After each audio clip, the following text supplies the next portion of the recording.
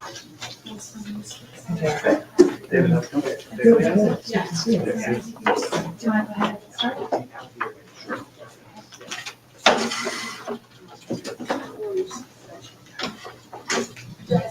Good evening. Thank you for coming. Good to see you all. My name is Amber Norris. I'm the assistant manager here at Left Bank Books, as well as the coordinator for the Left Bank Books Foundation. Thank you all so much for joining us this evening. This is Left Bank Books presents Professor and Founding Director of the Metropolitan Policy Center at American University, Derek Hyra, who is here to share his new book, Slow and Sudden Violence, Why and When Uprisings Occur. Some notes before we begin. Today's event is possible because of your support. When you support Left Bank Books and Left Bank Books Foundation, your money goes directly into the local economy, funding your streets, parks, city public libraries, and more.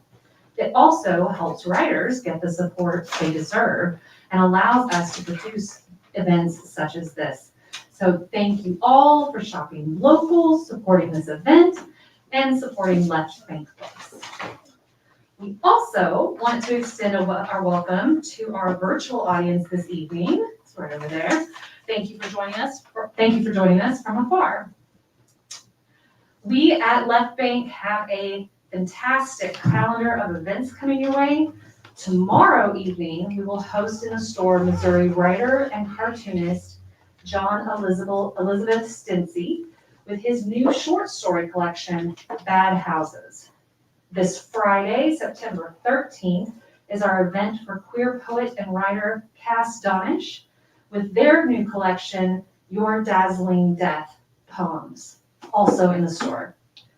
And next Tuesday, September 17th, we host National Book Award finalist Sarah Smarsh. So a full calendar of our upcoming events can be found on our website. There is sure to be something for everyone.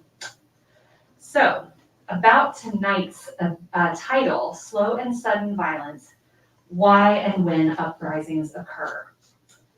In Slow and Sudden Violence, Derek Hyra links police violence to an ongoing cycle of racial and spatial urban redevelopment repression.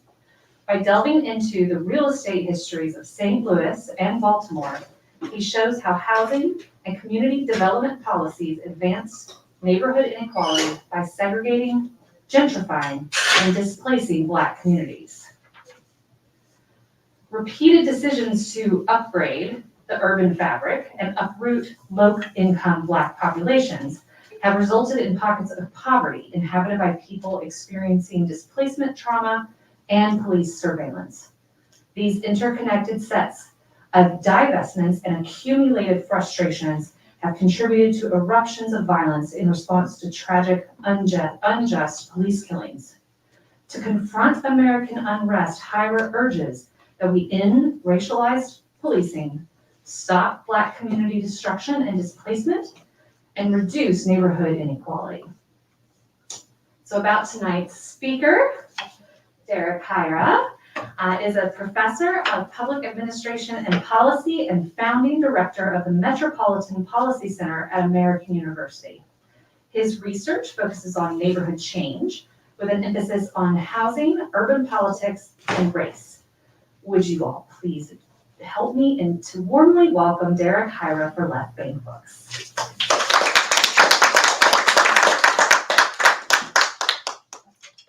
Well, it's great to be here, and thank you for coming out tonight. I know we've got lots of events in St. Louis, like the Cardinals, but we've got other things going on tonight, like the presidential debate. And maybe when we get to talking a little bit about policy, we'll talk about maybe some policies that we hope the candidates would consider. But I just want to say again, thanks for coming out. I want to thank Left Bank Books for hosting me. This book tour that I'm on kicked off in Washington, D.C. at Busboys and Poets. And then I went up to Baltimore to Red Emma's. And now being at Left Bank Books, this is the Busboys and the Red Emma's. It's the activist, the social justice bookstore of these cities. And so I am thrilled to be here, and I really appreciate you hosting me for this event. It's so key that I went up to Baltimore and I'm now here in St. Louis because this book is about the uprisings, the unrest.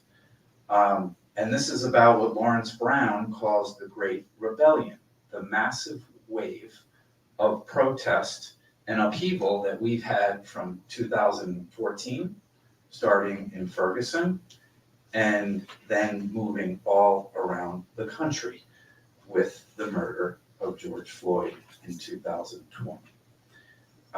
So it's really important to have been in Baltimore and to be with all of you here in St. Louis.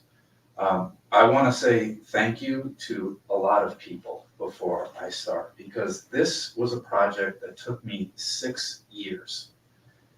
And this is a project that doesn't come from me, although I'm the speaker tonight. It comes from residents in Ferguson, the St. Louis region, and in Baltimore and in Sandtown, which is where the uprisings happened in Baltimore. But I'm here in St. Louis.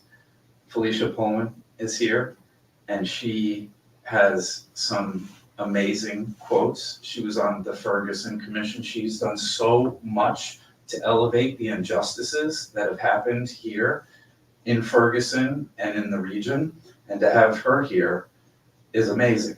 The other thing I didn't know, and I have to say this one thing, is that my book is with University of California Press. And Felicia's daughter works there. And Felicia's daughter didn't know that her mom was in this book. But somehow she got wind of it and then checked her mom's quotes and said, hey, Mom, you had some really good things to say. And it's just amazing, that connection for you, for your daughter, and also for me. So again, thank you for being here. Thank you to you, and also to your daughter. But I want to thank other people: Kayla Reed, Blake Strode, Todd Swanstrom, Andrea Boyles, Fran Griffin, Mayor Ella Jones. These are people in the region, but also in Ferguson, that told their story to me. And it's an honor and a privilege to be able to come and listen to people, to hear their stories, and to write about what their lives give us meaning and understanding for injustices in our country and how we change them.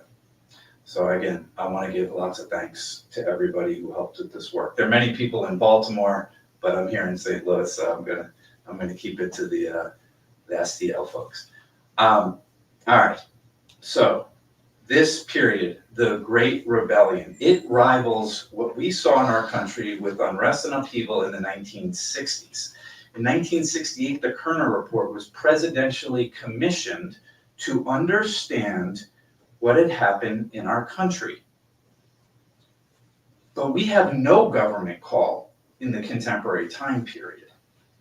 There is no national movement to understand and address the issues undergirding unrest, the contemporary unrest. And we must better contemplate what occurred in the post-2000 period in the United States. I hope this book gives us some understanding of what has occurred. Now, I went to Ferguson, I went to Sandtown in Baltimore, the start of the Great Rebellion, and asked community leaders, small business owners, activists, city officials, clergy, what they thought related to the uprising in 2014 and 2015. People told me about unjust policing. That is front and center. It is important, but they also told me about other frustrations that were affecting their lives. Many people I interviewed said, don't look at what's happening today, look back. Look way back. Examine the history of segregation and Black community destruction in the 20th and the 21st century. So the book starts off in 1910 in Baltimore, where Baltimore established the first municipal racialized zoning. We had American apartheid legally in the United States. That was adopted by many other cities around the country, and in 1916 in St. Louis. So I start St. Louis off in the St. Louis region by starting in 1916, and we have to look at 1917, the East St. Louis riots. And I assess from that point in time on the politics of serial Black displacement.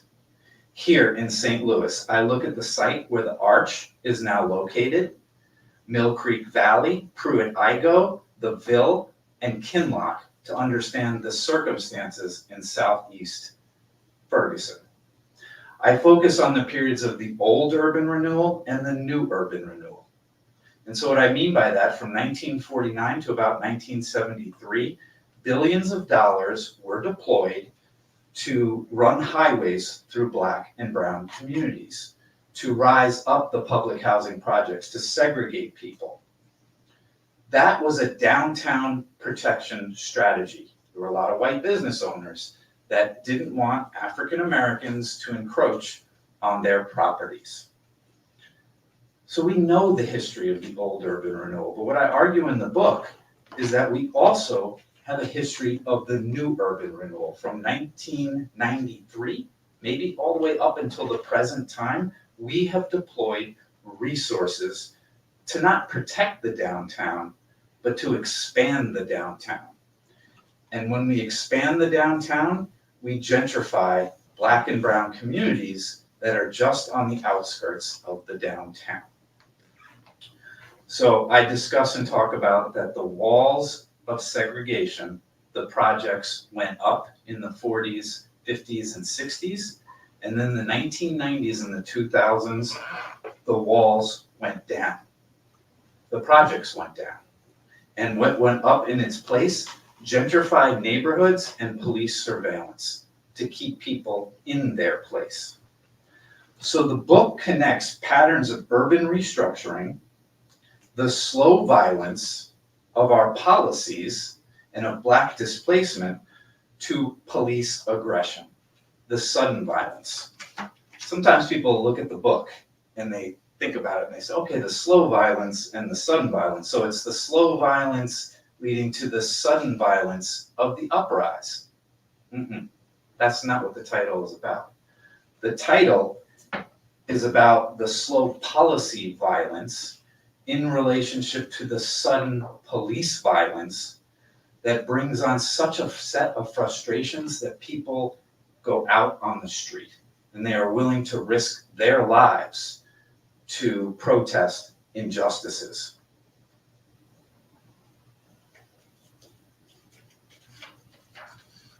All right, so you kind of get where I'm coming from, where I'm going with this book, what it's about. It is about policing, but it is about urban restructuring related to police violence, sudden violence. Michael Brown was killed in 90 seconds. Bullets through his hand, through his head, through his body. 90 seconds. Freddie Gray went on a rough ride that took 45 minutes, that literally killed him. And George Floyd's death, 9 minutes of suffocation. That is spectacular, unjust, gross police violence, sudden violence. But to understand that sudden violence, we have to unpack and understand the slow violence that has set up conditions of concentrated poverty. All right, so who the heck am I, right? Who is this white guy talking about Black community destruction? What gives me the authority to speak about this? Not only that, I don't have any authority to speak about this. What gives me the ability to walk in neighborhoods, to try to get some trust and to try to get some understanding to make sense of what has happened here? So I want to tell you a little bit about myself because I think it's important to the story. So I grew up outside of New York City. I grew up in Somers, New York, 45 minutes north of New York City, in a segregated suburb. There were 5 Black families in my town of 25,000. We might think about the place that I grew up in, maybe being similar to Ferguson in terms of size and the level of segregation in the 1950s and 60s. So even though I grew up in an affluent suburb, I wound up playing basketball, and I made the varsity as a freshman. And my coaches said, yeah, you're great for the suburbs, but if you want to go on and play Division I basketball, you got to get down to New York City and play with some of the best players in the metropolitan region. So I wound up getting a tryout with Riverside Church, which is in West Harlem. I made the team. So for 2 years, I traveled down from Somers to Riverside Church to play for the Riverside Hawks. And my teammates and my friends were from Harlem or from the Bronx. And this isn't Harlem like of today, the gentrified Harlem, the Red Rooster of Harlem, where the brownstones can go for $2 to $5 to $10 million. This is the crack epidemic. This is the late 80s, the early 90s, where the city couldn't even give away the brownstones that were boarded up for $1. When I played basketball in Harlem, I saw the crack vials on the sidewalk. I saw the drug dealers. I saw the boarded up buildings. But it wasn't about seeing that. It was about understanding how this environment was affecting my teammates and my friends. So that experience motivated me to dedicate my career to understand and study outcomes of inequality, of racial inequality. Most of my research centers on studying the gentrification dynamics and outcomes in historic low-income Black communities around the country. I've written about the economic revitalization of Harlem. I actually went back to Harlem to study it. Playing ball in Harlem is one thing. Studying it is something else. I studied the South Side of Chicago, and I wrote a book about the Harlem of DC, the Shaw U Street area. And my research is all about community change and processes, and about how do we get resources into underserved communities, but how do we do it by minimizing displacement and maximizing the life chances of low and moderate income people who have faced discrimination in our country for centuries. But I'm going to tell you something. I am not an unrest scholar. But for me, watching the burning of the Quick Trip in 2014, and then seeing the burning of CVS in Sandtown, I watched these things over Twitter in my bedroom.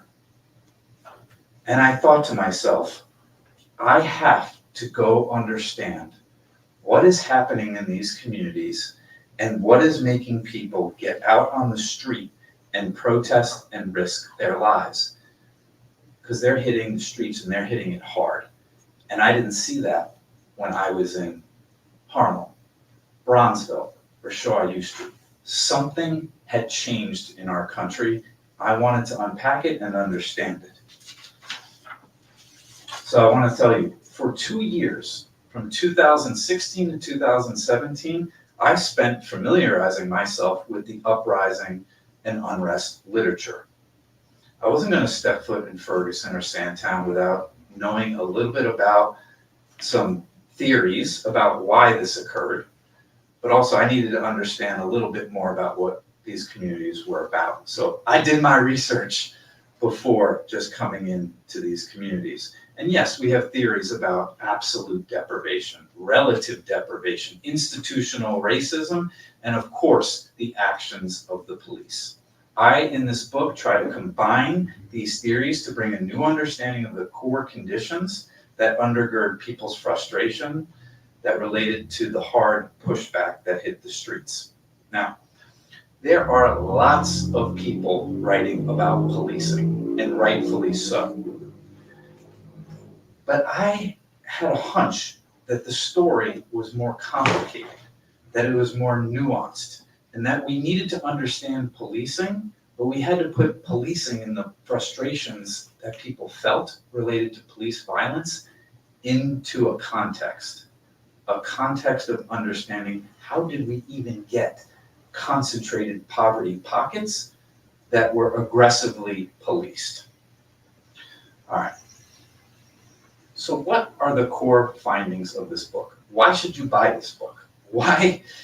What new are you going to learn? So I'm going to tell you what my participants told me, what the people I interviewed. When I went, I just asked people what's related to the uprising and had a conversation. And most of my participants told me a story of repeated Black community destruction and a cycle of racial and spatial repression. So what I mean by this is that people told me the history of harmful policies, segregation, disinvestment, displacement, and gentrification that frustrated them. If we want to understand the frustrations of Ferguson, we have to go back to racialized zoning. That's why I started in 1916 in this region. Redlining, urban renewal displacement, subprime lending, and gentrification. This cycle brought on something that I coined in the term chronic displacement trauma that was passed down through multiple generations. That trauma is from having federal, state, and city urban renewal policies push African Americans around the region and destroy their community. This is a trauma that gets repressed. Hey, how's it going? Hi. All right, we got some people in the house. It's good to see you guys. Thank you so much. Kayla and Blake, thank you for being here. I was just getting into it. All right. Chronic displacement trauma. This is a trauma, though, that gets repressed as people have to move on with their daily struggle. They can't fight the federal government, the state government, the city government. They got to take care of their families. So there is a violent policy that pushes people, that ping-pongs poor people around the region. That is the history of St. Louis and the St. Louis region. But this trauma gets repressed. But every once in a while, police-induced Black death, like the police killing of Michael Brown, Freddie Gray, George Floyd, and Breonna Taylor, bring up those repressed traumas, and they hit the street. So yes, Michael Brown was killed by a white police officer, Darren Wilson. But to a certain extent, he was killed by the policies of slow violence that facilitated and put him and his family in concentrated poverty. Policies like the raising of public housing, the gentrification of Black communities with tax increment financing districts, and a housing choice voucher program and a low-income housing tax credit program that segregates low-income people and pushes them to some unwanted territory in the metropolitan region. I write it like this. I put it real simple. It's a 1-2 punch. The federal government, the city government, the state government, they punch you in the gut and they rip out your heart by destroying your community and your culture and pushing you to some territory and resegregating you when they want to redevelop it. That's the first blow. And then the second blow is the police hitting you over the head with stop and frisk policing, or maybe in some circumstances, shooting you and killing you. That 1-2 punch was too much for Black and brown America. And they fought back against the injustices. So we can't just understand the policing. We have to understand the repressed frustration of the slow violence and understand that the police violence is just a violence of segregating, exploiting, and sometimes killing people of color. So the police disproportionately act aggressively where? In high poverty segregated neighborhoods. And policies created what I call in the book the chronic ghetto. The ghetto, low-income Black areas that are high poverty, they don't get stable in one place. They get pushed from the inner city to the inner suburb.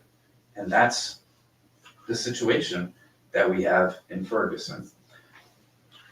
So, one of the things that I talk about in the book is chronic concentrated Black poverty. Is it based on racism or classism? This story is a little bit more complicated than just institutional racism or just plain racism, although that's really important to the story. But to understand the intersection of race and class, it depends if you look at Ferguson and Baltimore, what time period you look at this, and at what scale, at the city or at the region. So if we go to the scale of a municipality and we just look at Ferguson, I think institutional racism or just straight racism comes to the forefront. Now, there are a lot of researchers that write, oh, well, this region, it's more about class, it's about economics. But I'm going to tell you what I call it in the book. I call it plantation politics. And that's a tough term for people to hear. But what I mean by that is that we got a Black majority municipality that for a long time was controlled by a small group of whites who controlled the municipal power structure and the police. So I think when we look at Ferguson and what happened there, it is very much a racialized context. And for me, when I got out to Ferguson, it hit me, slapped me right in the face. I went to the Ferguson Brewery, primarily white patrons. And then outside the Ferguson Brewery is a gorilla. And that gorilla looks right across the street and it looks at the Soul Cafe. In the Soul Cafe, almost everybody there is African American.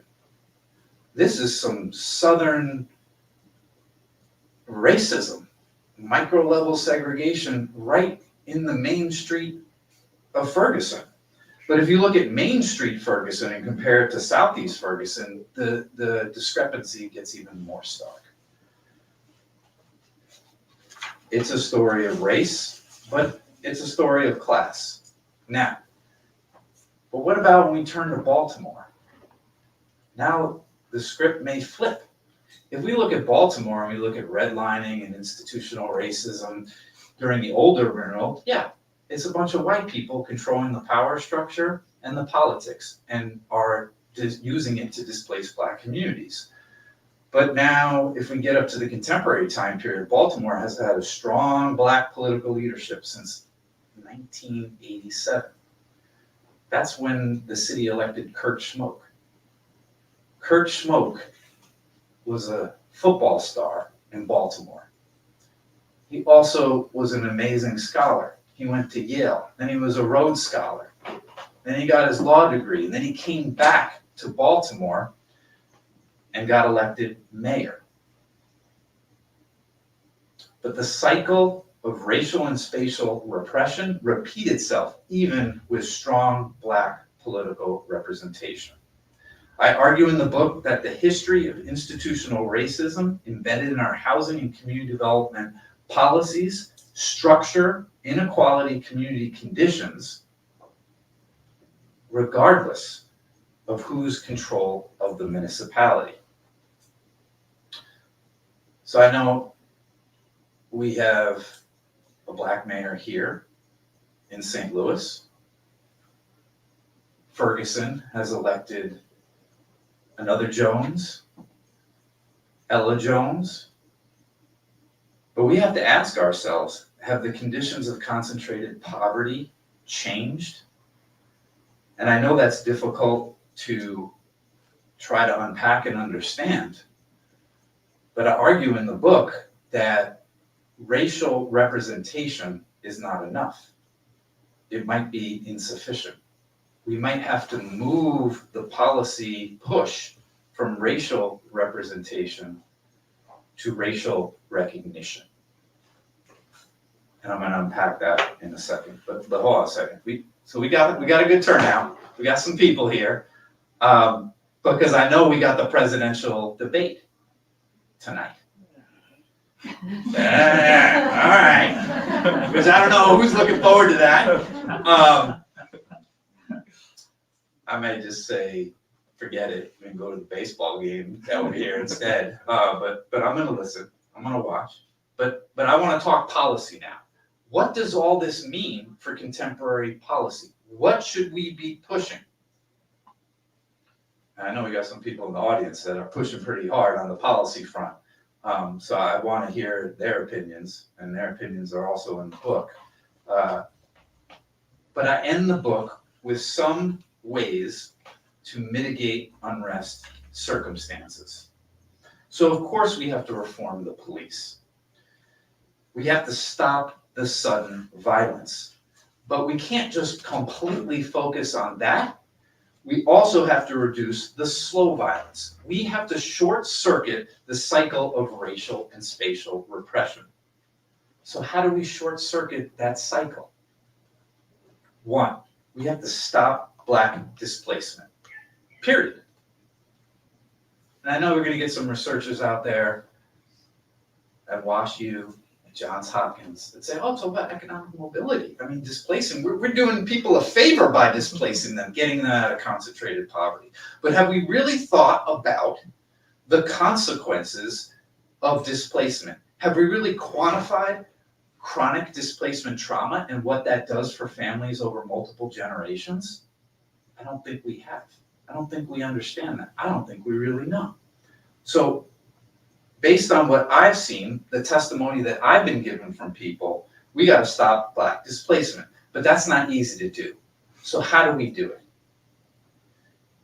It's going to take more than just St. Louis's policies, Ferguson's policies, Missouri's policies, and federal government policy. It's going to take action on all of those levels to really stop it. So one, I'll give you a real simple one. Looking at how we doing time-wise. We started a little late, but I'm at the end. Okay, go ahead and finish. All right. Please, please. 1-for-1 replacement of public housing units. Between 1993 and 2007, we knocked down a lot of distressed public housing around the central corridor here in St. Louis. We displaced a lot of people. We did it all around the country. But you know how municipalities were able to do it? Because in 1998, with the Quality Housing Work Responsibility Act, we repealed the 1-for-1 replacement. If municipalities had to build another unit of public housing in their jurisdictions where they tore down public housing, we wouldn't have all this displacement. And some would argue that we've had such distressed public housing, it's better to knock it down. Well, most of the distressed units we already knocked down. Let's put back the 1-for-1 replacement of public housing units that we want to demolish. That will slow down the displacement process.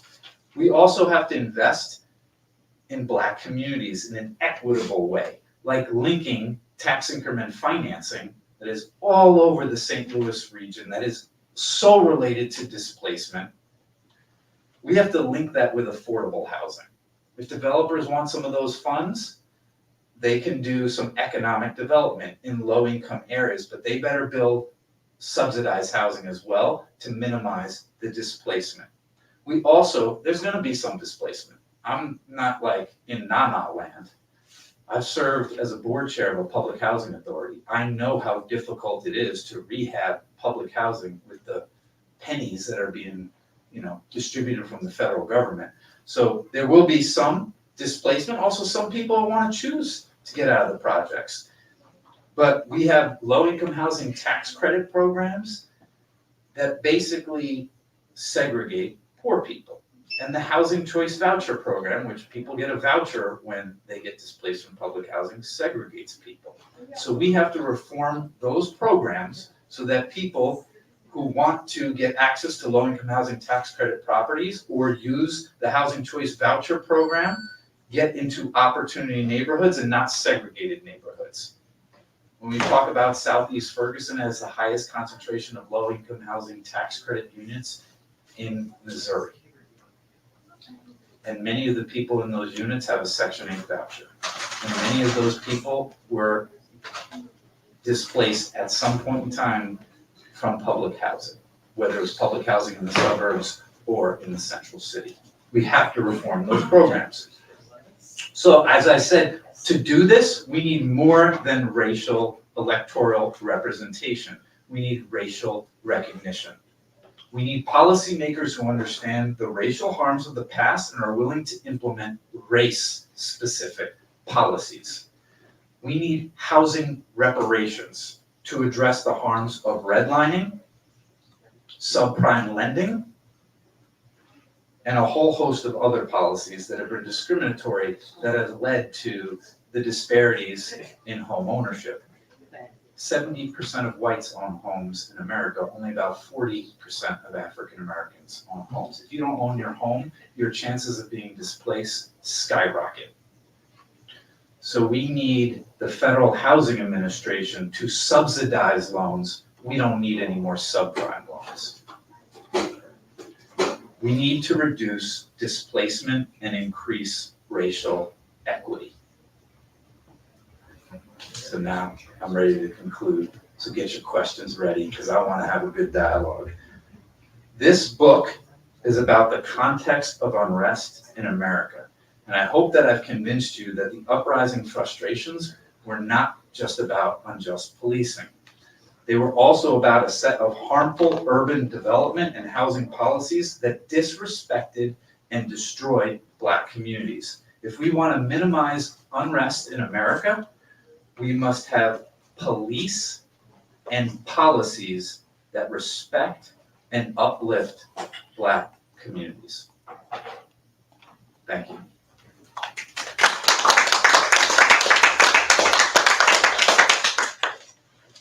Thank you so much. We're going to open the floor to questions. If any pop up online, I'll let you know too.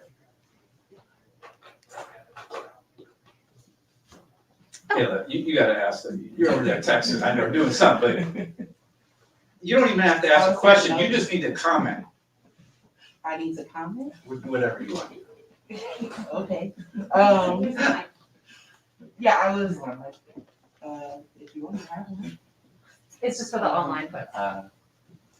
Yeah, so obviously I am sitting 2 rows behind Professor David Cunningham, and we share a role right now in life of producing a reparations report for the city of St. Louis in T-minus some days. And we are really thinking about how to tell the story.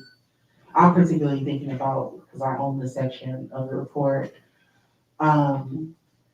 the impact and how to have a conversation about this sort of racial and spatial displacement across a region, and have a reparations mandate that's confined to the city of St. Louis, and how you begin to hold a municipal entity like the city of St. Louis accountable for moments of harm that were intertwined between different levels of government and actors across private and public sectors.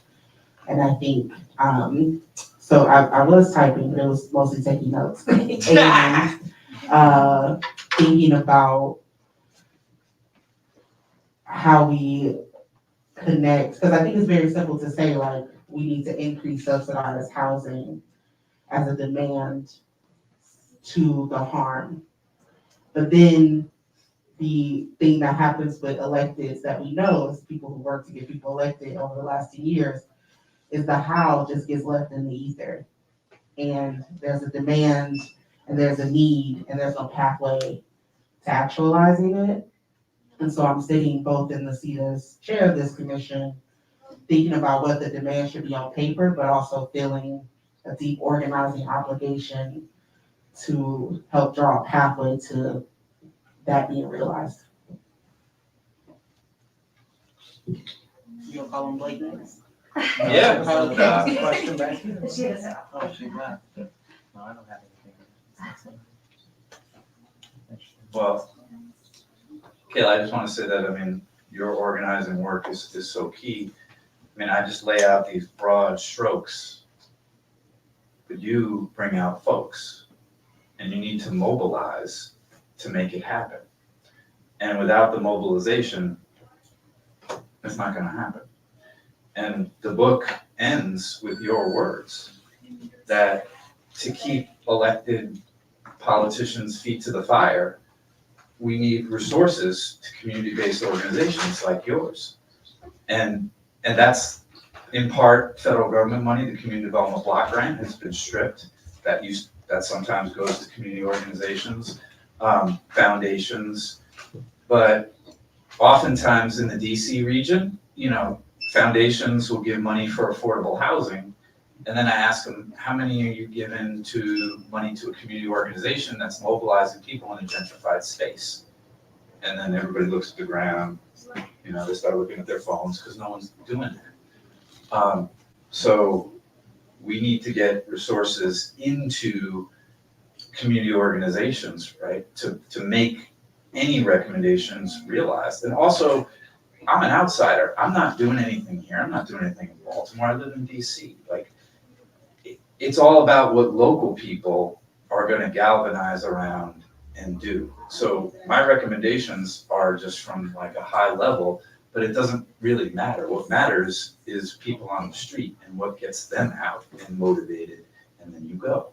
And I'm telling you anything you don't know. I'm saying that I know from you because this is what's here. But it's hard. It's really hard, right? It's really hard. So I don't know if anyone else has some comments, questions. David, I know, come on, you're the academic. I know you want to pick apart this. If he was at WashU right now, he'd be like, so the theory that you're leading with, but now at the bookstore, he's like, I don't know what to say. I will not go on theory, but I was, maybe to piggyback on what Kayla was speaking on. I know at the start of your talk, you mentioned the Kerner Commission and kind of this federal impetus to really think about the causes of uprisings, but also the underlying, sort of the slower violence that can produce that. And I'm curious, I certainly hear you and agree 100% around local people and local mobilization and really trying to operate at that level. But I'm just wondering what you think about the importance of national level initiatives, policy, mandates, things like that, as laying a different sort of groundwork for what happens in places like St. Louis. Yeah, I think it's critical. So I talked about in the beginning that I was at Red Emma's in Baltimore last week. And I said something that almost got me in trouble. I think the crowd almost rose up and took me out because I said, Baltimore cannot solve Baltimore's problems. And there were activists and organizers that said, what the are you talking about? You're saying that we can't handle our business? And I didn't mean it in that way. What I meant was there's not enough money coming from the federal government to produce quality subsidized housing. It's been stripped. There's not money from the community development block grant to sustain organizers. It's been stripped. The whole subprime lending crisis is related to a deregulation at the federal level of the output of mortgages that were toxic, right? So the federal government and their policies do set the playing ground and the rules for what happens locally. So it's really important to advocate at the federal level, but also who makes the decisions about how to allocate those resources? Local people. The housing authority here, the regional housing, makes the decisions on whether they're going to knock down a project, whether they're going to rehab a project, what developer they're gonna work with, and what sort of rate of return that developer should be getting. That's not a federal government decision. So with the money that's at play, people have to organize, but if there was more money at play, there likely would be more equity. There would be more resources to do what needs to be done. I mean, I think about East and West Baltimore and the amount of vacancies, and I think about North City. You drive through North City and you look at it and you're like, what should we do? Where are the resources to rehab all those properties that are decaying? They are not in the city of St. Louis. So I would say the same thing to St. Louis. St. Louis can't solve all of its, I'll use a different phrase, not problems, challenges. So advocacy has to be done at the state level and at the federal level to open up the funding to deal with some of the systemic issues of disinvestment. But without that, no matter who runs the city, it's going to be difficult. And even in Ferguson, with Ella Jones and what she wants to do, she doesn't have all of the resources to deal with all of the subprime loans that went toxic in the foreclosures.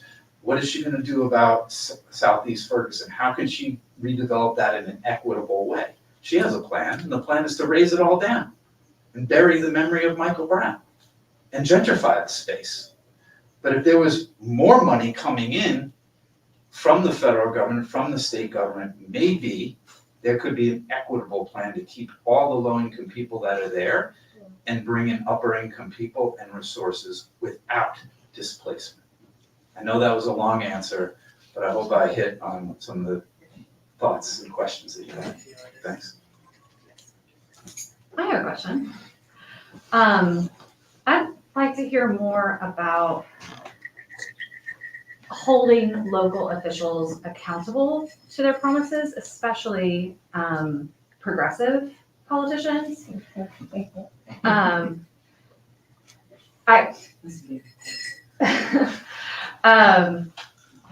So I'm thinking back to a situation where my neighborhood wanted to have a community benefits agreement with a developer who wanted to raise an area and build big apartments. And what we were pushing for were affordable housing units within the apartment complex he was going to build. And we weren't, trained organizers, but we did the absolute best. We went door to door. We got, support. We educated our neighborhood about it. But even in the most progressive neighborhood, potentially, I don't know how you measure that exactly. It's not if they're all Democrats, let me tell you that. Yeah. Even in a neighborhood like ours, which is full of very activist, progressive people, our older person totally reversed her promises on it and dropped the CBA completely. That's after building relationships with her. We just couldn't, I don't fully know what happened behind the scenes, but it seems like the money of the developer was more powerful than her constituents. And how do we deal with that? I mean, it's a good question.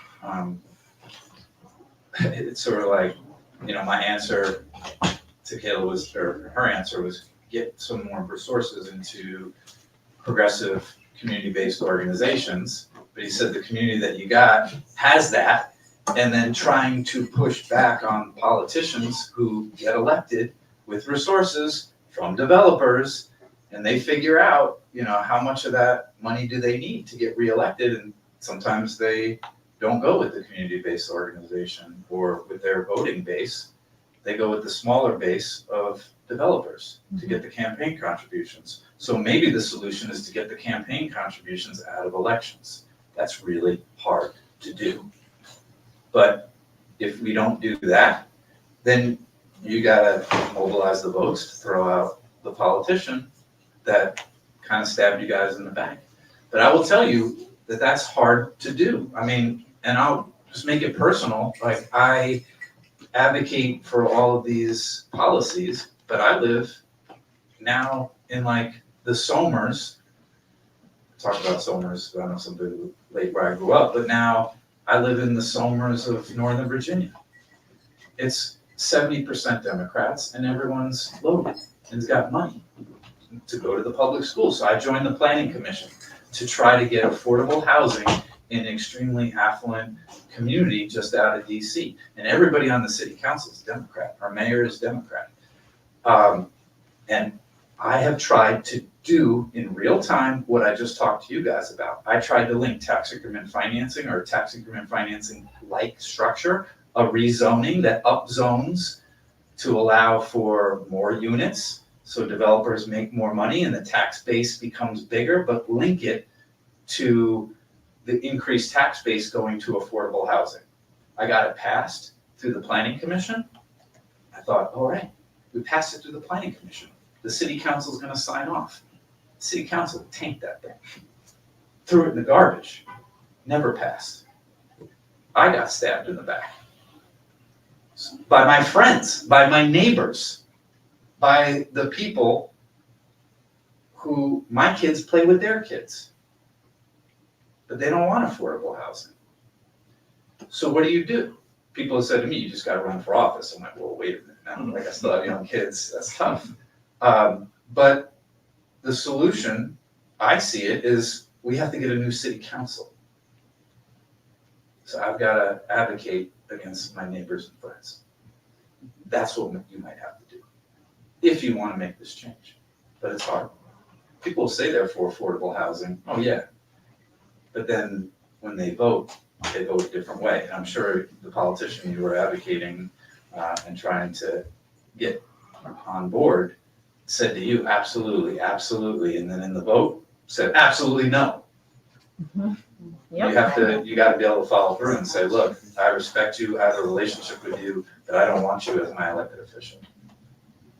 Go do something else. Thank you. Other questions? So I'm interested in hearing more about the point you made about economic mobility. Kayla and I made eye contact when you said that phrase because we have observed that framing, the preference for talking about economic mobility, particularly the moment you begin to talk about racial disparity. There's lots of appetite to talk about economic mobility as opposed to structural change, racial justice, reparations, real institutional change. And I'm curious why you sort of drew that out in this context and what you see as what you make of that move and what you think that signifies. No, it's because, I'm a sociologist, but I gotta go up against planners, economists, and other sociologists that have that perspective, that think the right thing to do, the just thing to do, the moral thing to do. And also they think that the social science research backs this is to facilitate mobility to get people into high opportunity neighborhoods. They believe that concentrated poverty is so awful and diminishes the life chances of people that the best thing for them is displacement.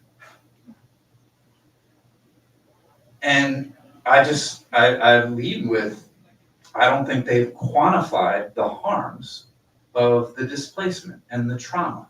Chronic displacement trauma, I don't know if you can quantify it and put it in a model. I would like to see somebody try, it's not gonna be me. But I guess what I'm saying is this cycle of racial and spatial repression is not always pushed by the racists or the classists.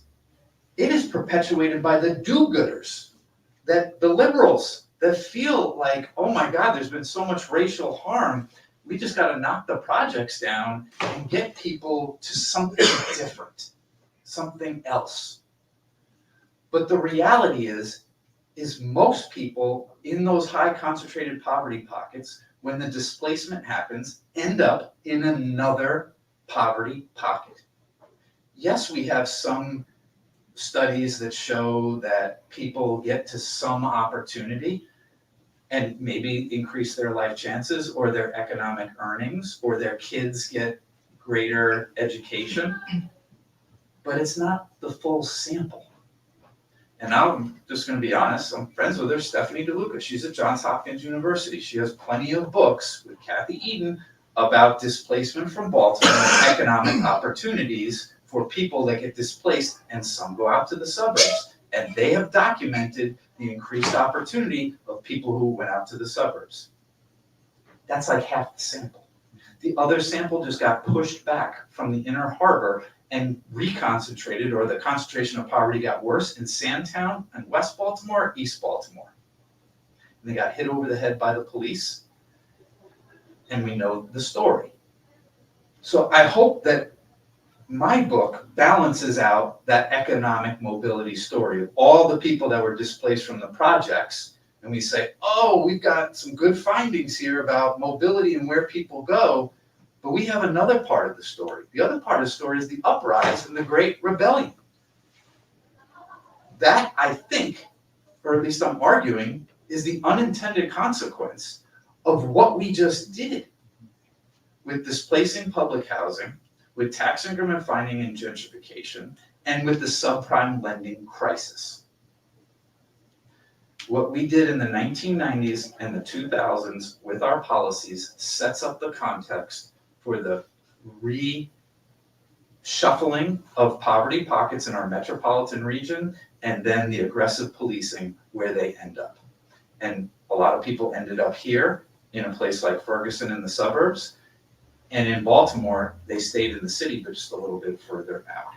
So if we conclude that the policies of economic mobility actually relates to the reconcentration of poverty and the policing of that poverty and the uprise, I think we're gonna think twice whether we push forward those policies again. So I hope my book speaks to those economic mobility researchers and makes them think a little bit deeper about their modeling and what they might have missed. Great question. Thank you for allowing me to just, ramble on and go. So I maintain All right, that. Alicia, I knew you would pop in. I knew you would give us something, because, Do I need this? yeah, there's people online. Because people I have a online. theater voice. I maintain that community development is not about the sticks and bricks. All of the developers that I've ever worked with that are going to build something shiny and beautiful and end up displacing people and using TIF. Those are the taxes of poor people to build something beautiful that they can't afford, nor are they welcome to. I believe the shift in not only the practice and disciplines of community development should be target the individuals and invest in them. Because once you give folks additional tools, they find a way to motivate themselves. They find a way to make a way.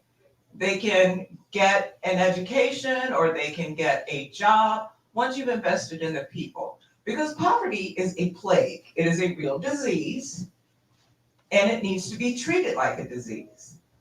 So you can't just keep moving people around. Displaced people, they've lost their organization, they've lost their community relationships, the school, the church, the businesses. And so you move them to this other place because you want to get them out of that scary, poor place, and they have none of the community bonds in the place where they are. They've been forced into. And that's one of the things that we don't think about, and how generationally, how negatively that impacts the community, because Big Mama's not across the street to babysit the kid if you can pick up another shift. There aren't those resources there that support human beings in community. So we have to stop looking at community and go, oh, it's so ugly. Let's build something shiny and new and ask the question, why do we allow human beings to live in these conditions? That's the question. But Derek, I do appreciate you making the connection between the racial spatial, because I think I believe that's where our thinking should be to address some of these issues. And Felicia, I wish I had a tape recorder. That should have been in the book too, right? I mean, that there is a racial and spatial component of this, but there also is an individual thing, and I think they're linked, right? Because to have the economics to provide for your family, to give your kids a good education, how do most people pay for education? They do it out of the equity that grows in their home, right? And so if people were homeowners, and we had this huge homeowner disparity between blacks and whites, 70% versus 40%, how did we get that? I mean, yes, I just want to say we could go back to enslavement. There's Jacob Lawrence. This is a slave revolt, and that's why it's on the cover. But I don't do that in this book. I don't go back to enslavement. I just go to the early 20th century of the racialized zoning, of the redlining, because that disparity in home ownership today relates directly to federal government actions around not putting in loans, subsidized loans, into black and brown communities. And if we did that, then we would give individuals the wherewithal, the wealth, to make decisions about where they want to live, what community they want to be in, and be able to fund their kids' education. So it's federal policy, it's spatial, communities get redlined, and it's racist. So it's like all these things are interconnected, but that's why I end with racial reparations around housing.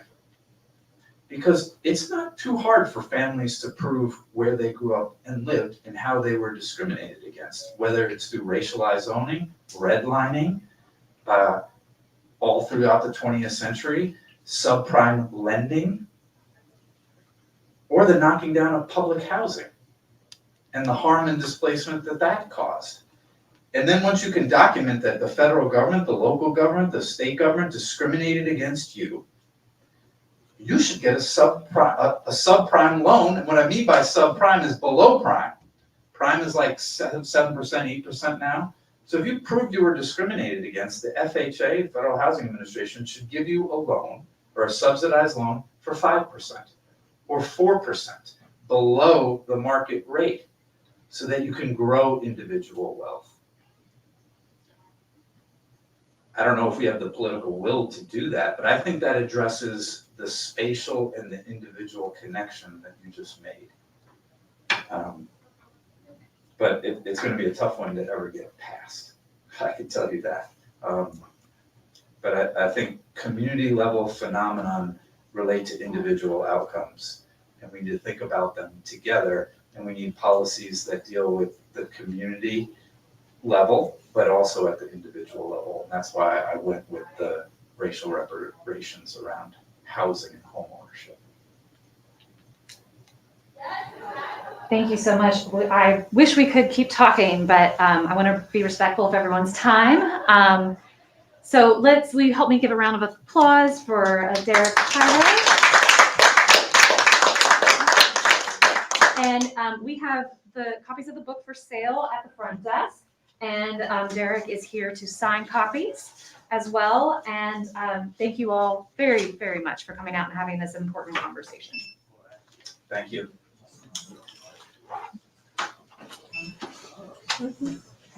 Hi. How are you?